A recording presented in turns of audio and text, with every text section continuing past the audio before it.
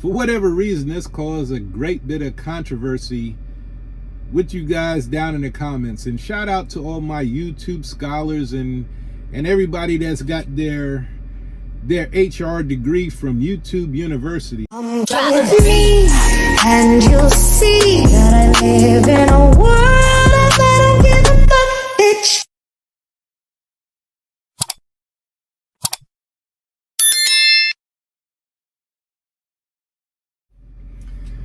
Hey, what's up, Wolfpack? Lone Wolf Trucker coming back at you with another video.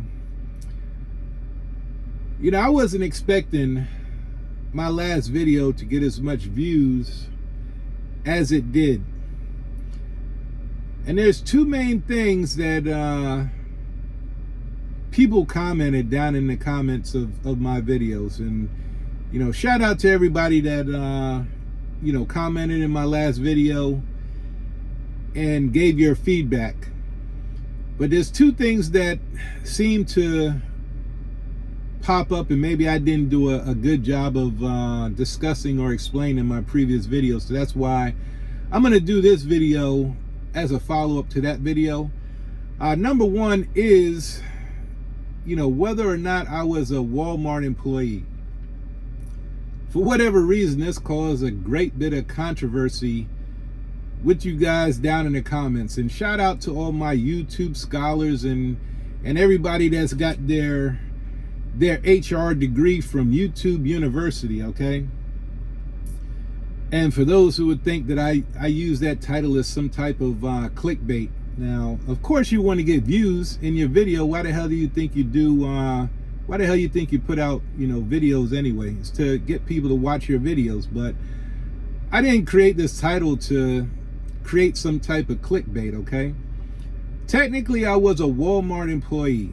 I mean, you guys can agree with me or not, but really it comes down to legal and tax, you know, purposes or perspectives, okay?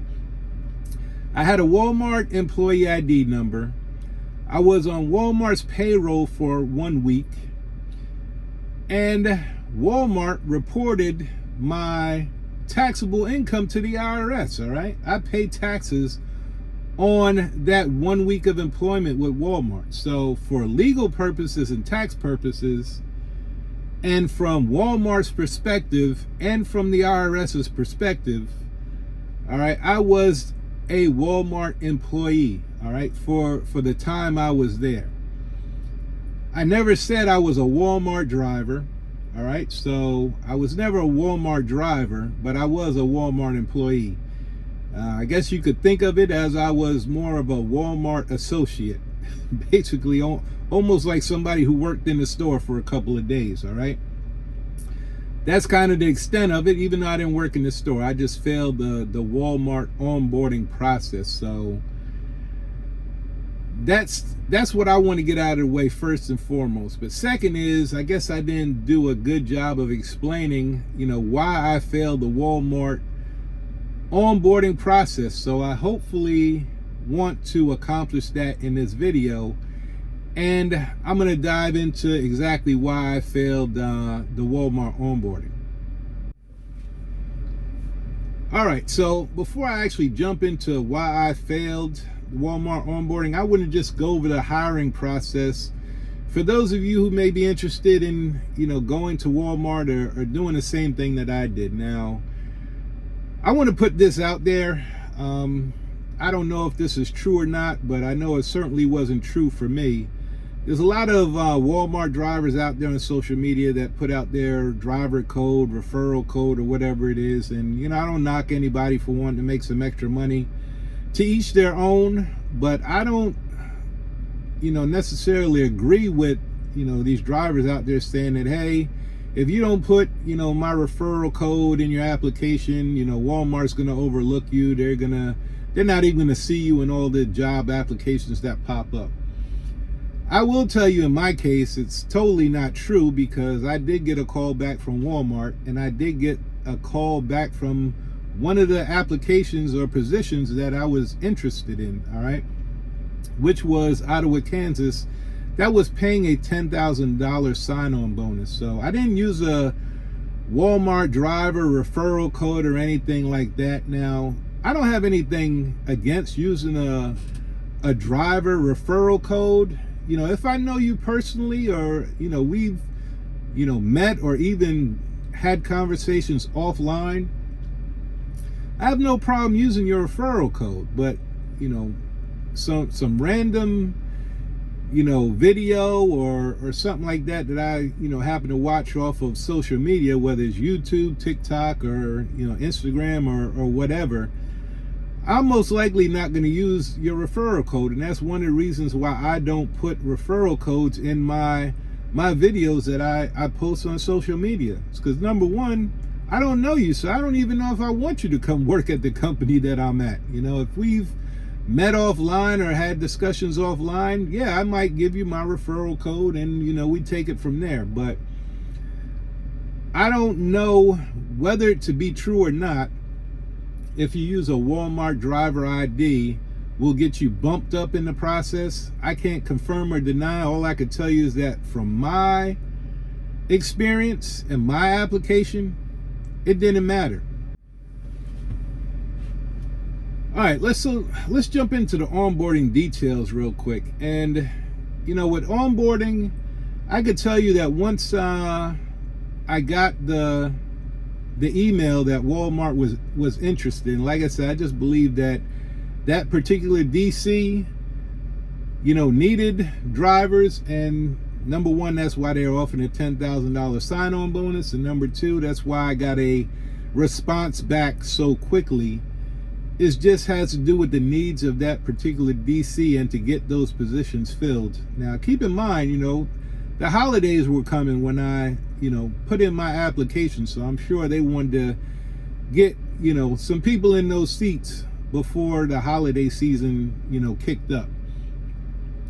So as far as the onboarding process goes, like I said, it was fairly quick. You know, I got that call back.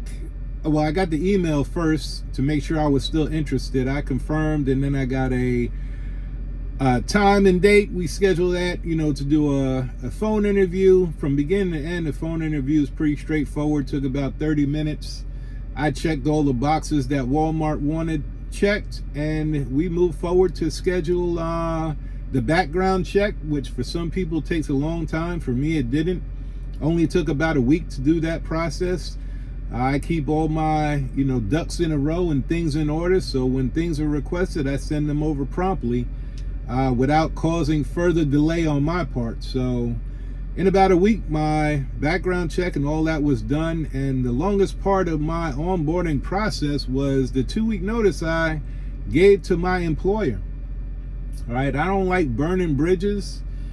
And I felt, even though some people may disagree, saying, hey, you know, screw the employer, what have you, just, you know, quit. Well, quite frankly, I didn't want to do that.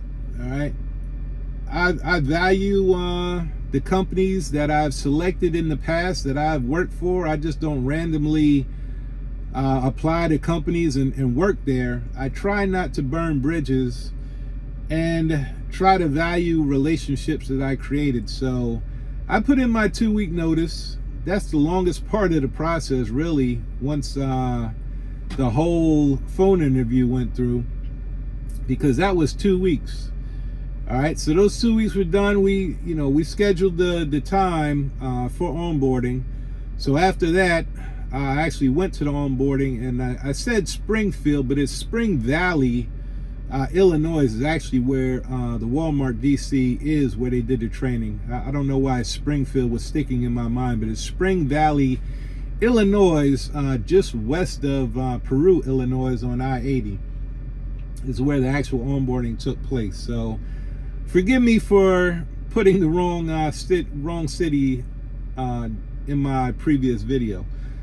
But the onboarding process is pretty much 4 days, 5 days if needed, but you know, it's pretty much 4 days. So Monday through Thursday, you should have all your testing done, and if you need it, they will work with you on Friday if need be.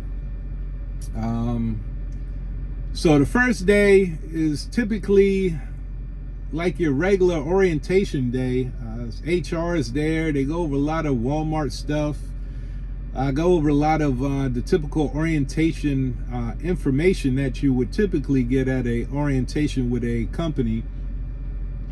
But towards the end of the day, after lunch and all that said and done, you go through the quote-unquote Walmart expectations, and that's your first visit to the yard, is before you wrap up your first day. You get out to the yard, and even before you go to the yard, about 30 minutes, they're going to go into their Walmart expectations, and they talk about the road tests. You know, you're going to have a highway test, a rural, driving test, and a city test. And, you're going to have a pre-trip and a backing. So you're going to have 3 driving assessments, a backing assessment, and a pre-trip assessment. All right. So they go over all of that, and then pretty much you're going to wrap up day 1. And then the rest of the days that you come in, the Tuesday, Wednesday, Thursday, and possibly Friday, are basically just going to be your assessments. That's what you're going to be assessed on. Now, to kind of let everybody know and clear the air, there is no practice out there. The only thing you get to practice in onboarding is the pre-trip.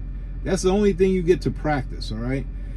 The road test, you don't get to practice. You get attempts, all right? You're going to get an attempt at your city driving, your rural driving, and your highway driving, all right? Those are your 3 attempts, whether you pass or fail, all right? Some people, fail their first day of their driving assessment, and they're gone, all right? And then you're going to have 3 attempts at backing, all right? You're going to have 3 attempts, and if you fail those attempts, you're pretty much done. That was what happened with me.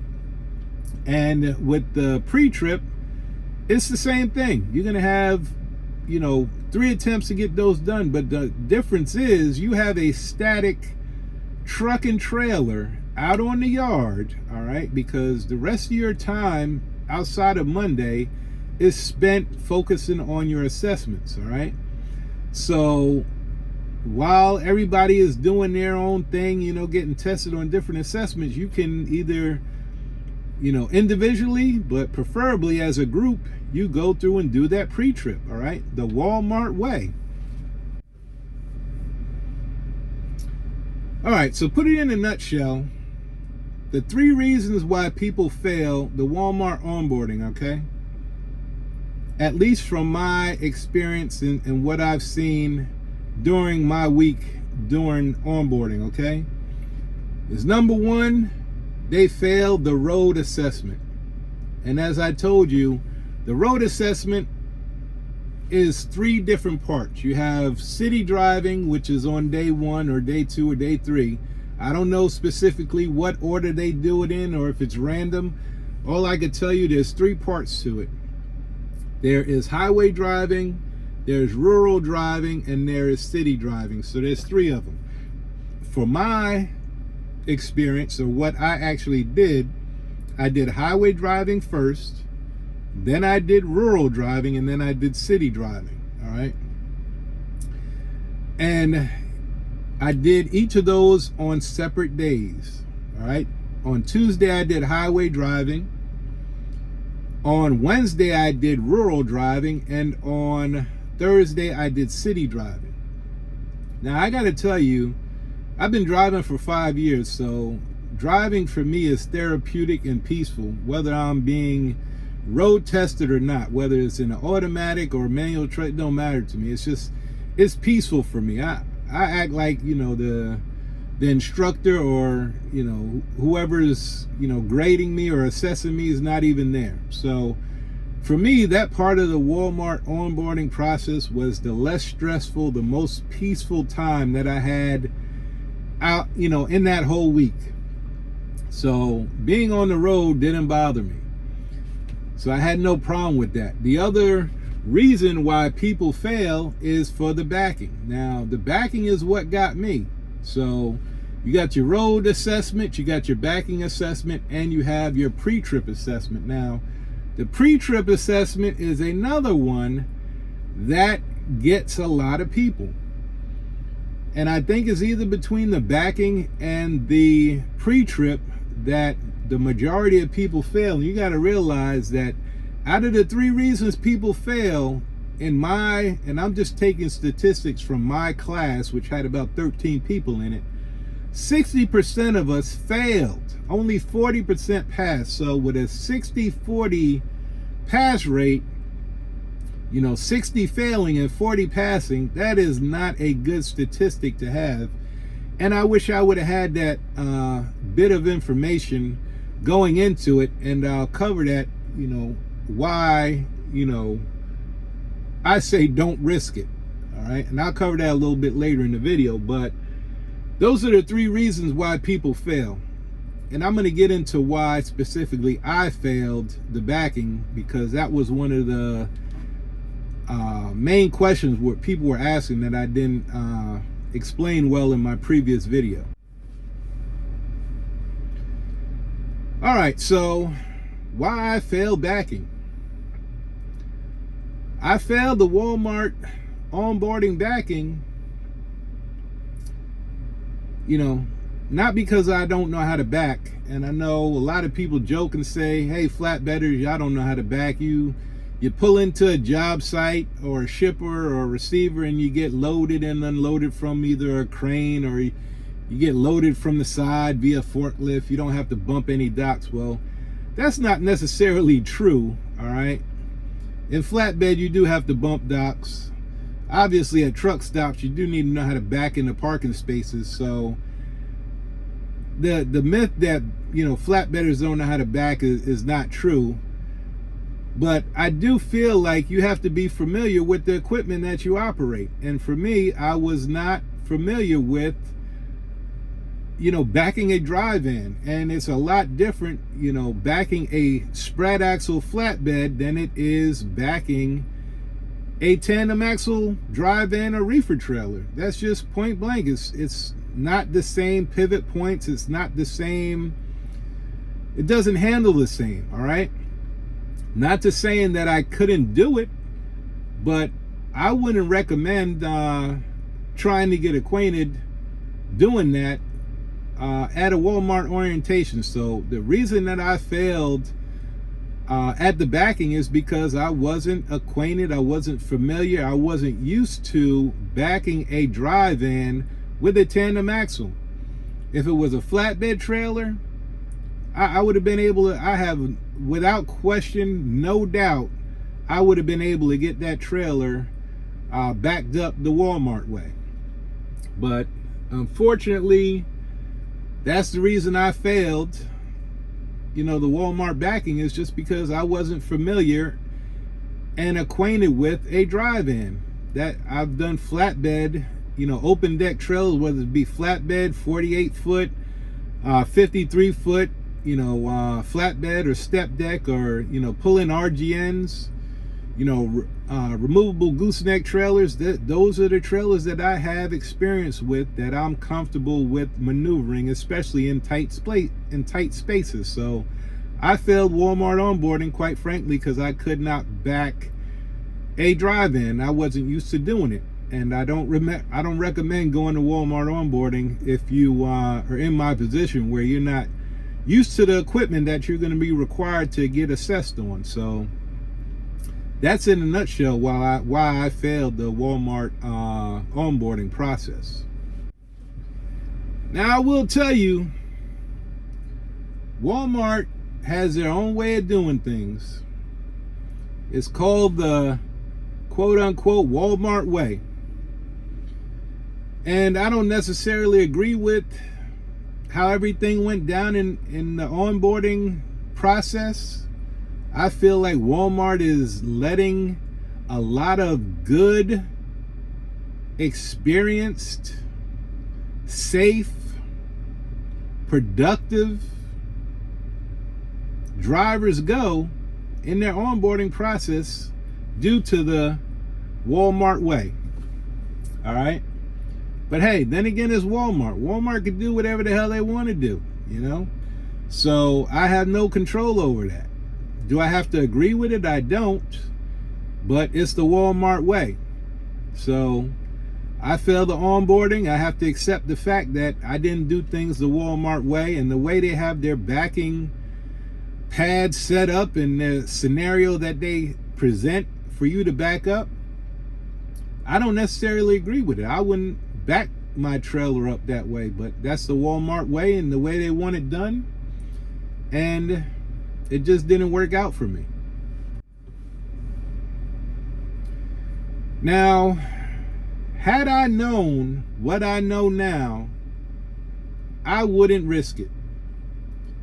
I wouldn't risk going to Walmart onboarding if I would have known there would be a 60-40% failure rate.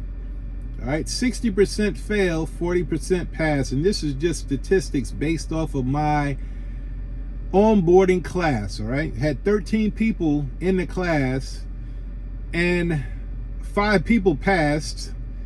And on the last day, another person that actually passed the whole thing said something in their, Walmart had, I guess you call it a celebration dinner. They all went out to Applebee's. Now, mind you, when I got let go on Thursday, I was still at the hotel that Walmart was paying for. And I asked them, I said, hey, I wasn't expecting to be terminated from Walmart. And the hotel doesn't have me checking out until Friday morning at 11. Is it okay for me to stay at Walmart? I mean, at the hotel that Walmart, booked for onboarding. So Walmart didn't have a problem with me staying, until the, time was up. So I wound up staying until that Friday.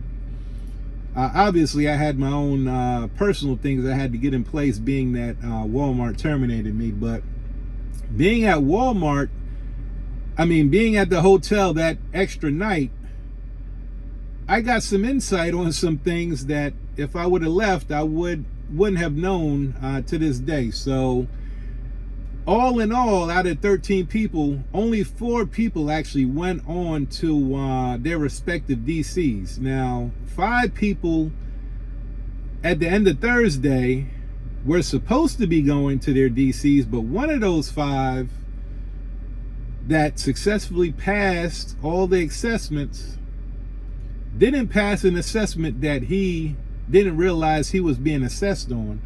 Now, mind you, I was not at this dinner. I believe they went to Applebee's for their celebration dinner. And some things were said by this individual during that time, which, kind of rubbed HR the wrong way. And subsequently, that person was let go after passing the whole onboarding process. And it's a shame that, that person wasn't able to keep their mouth shut from whatever they said that kind of rubbed HR the wrong way. And, come to find out the next day on Friday, they were let go. All right. And the reason that I know this is because I was there Friday morning at the hotel after all this had went down. So I wouldn't risk it, knowing what I know now. Walmart, obviously the people at Walmart want me to reapply, but my question is, should I reapply? Now, Walmart basically says that, in 60 days, I can reapply, go through the whole process again, have to get selected again, hopefully find another DC that's paying a $10,000 bonus, sign-on bonus, and then go back through the whole onboarding process again. So the $1 million question is, should I reapply? I don't have an answer whether I will or will not reapply. And I guess the main reason why I wouldn't do it is because I'm not familiar with drive-in. I'm not familiar with drive-in. and I'm not going to have practice with a dry van. All right. Now I could go out and, find some equipment to practice on to get proficient with backing up a dry van, a tandem axle trailer versus a split axle trailer. But I don't know if I'm gonna put the time and the effort into doing that. Now I know some of you might say, well, man, Walmart's a good company, you should put in the effort. They pay good, they treat the drivers well, this, that, and the third. And I don't dispute any of that. I just don't know if I want to put the time and effort into doing that. So should I reapply? I don't know. I'm going to leave the options open, but I don't know if I'm going to reapply to Walmart. Time will tell. We'll see. So to wrap up this video, it's a little bit longer than I wanted to be, but hopefully I answered the questions that you guys had about the Walmart onboarding process. If there's any questions that I didn't answer that I may have an answer to, drop your comments and feedback down below, and I'll be sure to get back to you. I try to respond to everybody, whether it's a comment I agree with or I don't agree with. I thank you generally for your feedback. So whether it's a positive or negative comment, something I agree with or disagree with, I respect your comments nevertheless. As long as you keep them respectful. I truly appreciate your feedback. So feel free, drop your comments and feedback below. This is the Lone Wolf Trucker, and I'm signing out. Peace.